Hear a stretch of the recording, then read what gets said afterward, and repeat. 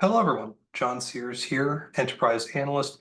And today I want to talk about the last bits and pieces of the Microsoft 365 system as part of this series that we haven't really had a chance to talk about yet. And I think they're some of the best and most important tools in the tool drawer. And I want to talk about them very briefly for a little bit. So first, I want to highlight OneNote, which I like to think of as the overlooked gem. It's a really powerful tool, a really versatile tool, and really, really neglected when you look at usage statistics. We're also going to talk a little bit about Planner. So if you're new to project management or you just need a very basic Kanban type tool for tracking things, we're going to talk a little bit about Planner. Microsoft Forms, it's really a way to convert your protocol from maybe your intakes are through email or regular communications, but really we could take it to the next level with Forms. And it serves as a great trigger for the last and final thing I want to talk about, which is Power Automate. Now, there's a bunch of Power Automate content already on my channel, but if you've never touched Power Automate before, it's a really great, really useful tool that connects to all of the pieces of Microsoft 365. So first, we're going to talk about OneNote. So if you have any experience with OneNote, it's probably as a note-taking app, but the reality is that it's much, much more than that. It's versatile and it's powerful, and it's really, really great for organization. If you've never used it for collaboration, it can be a really powerful tool because although if you're new to OneNote, maybe you've opened it, it opens up a default notebook, but you can actually open up additional notebooks and you can open them up online, and they can serve as sort of a great free form place for ideas and collaboration to take place. It can serve as a multimedia collection, not just links, but check marks, videos. You can embed content in a really useful way. If you're looking at more than just, like if you're taking your notes in Microsoft Word, really consider the power of OneNote. It's also got a lot of whiteboard functionality, so you can draw, you can move items around. It's really, really flexible. So from the idea of, covering a checklist, you can have various tabs across the top here. Each of those tabs can have a number of pages. Pages can have subpages, and they can be interconnected or cross-referenced. You can even search and find things. It's much, much more than just a basic note-taking app, and it comes by default on every Microsoft device. So if you've got Microsoft 365, you owe it to yourself to give OneNote a try, and I would advocate that to anyone who's never played around in the space before. Planner is interconnected, but a little bit hidden by Microsoft. So in order to access Planner, you have to be a part of a group because Planner operates within groups. So if you are in teams, if you are a member of a team, by default, you're connected to a group. That group gives you access to Planner. So Planner is really, really great. It's a Kanban system, which means it's made up a series of cards. You define what are called buckets, where you can move items between those buckets very easily via click and drag. There are a couple of templates that come with there. So simple plans, project management, employee onboarding. It's really, really great to create tasks, you can tag them, filter them, sort them. You can view them in a variety of different ways. It's really great if you've got multi-dimensional information, and it's also really great if you're a manager and trying to manage your team. You can assign tasks, you can identify what has to be done, what's been done. You can use it as a very easy catalog of the work that's been done. It's a really, really great tool. And if you've already got a team in place and you're trying to manage that team and the work that they do, you owe it to yourself to give Planner a try.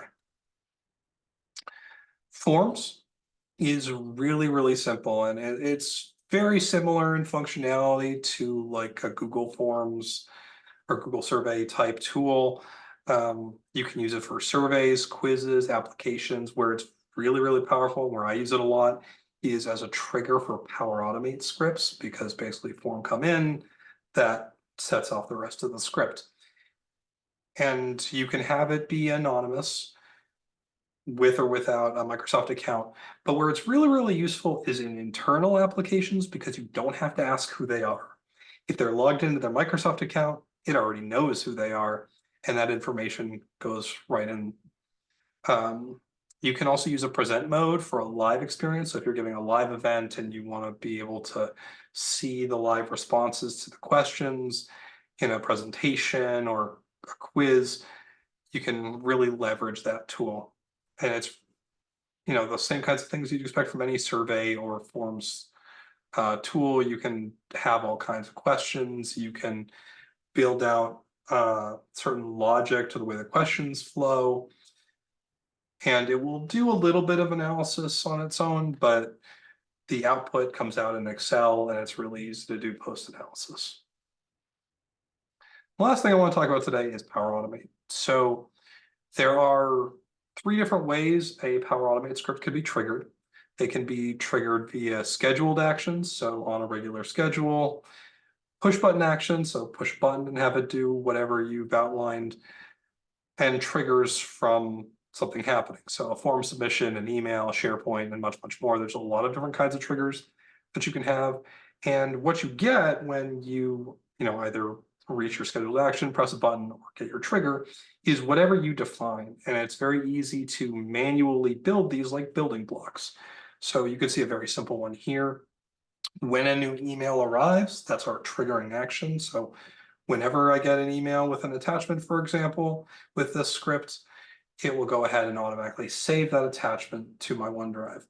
And you can add additional actions. You could build in logic. So if this, then that types of functionality, you can have it interacting with SharePoint. So let's say I get an email with an attachment and I want to automatically bring that attachment into a SharePoint directory, automatically upload that file, and then save the email of who sent it to me as a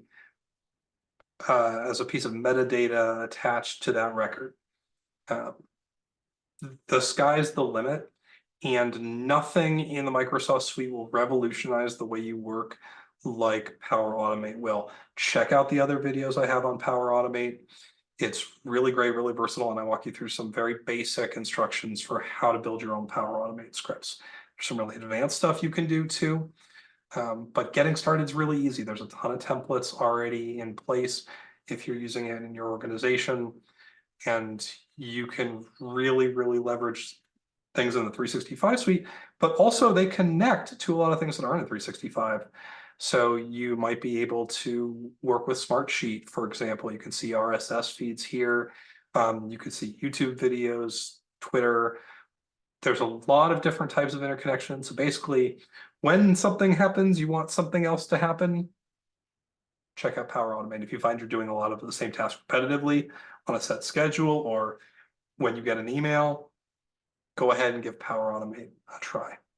So that does it for this 365 training series. As always, I would like to advocate for you to try OneNote.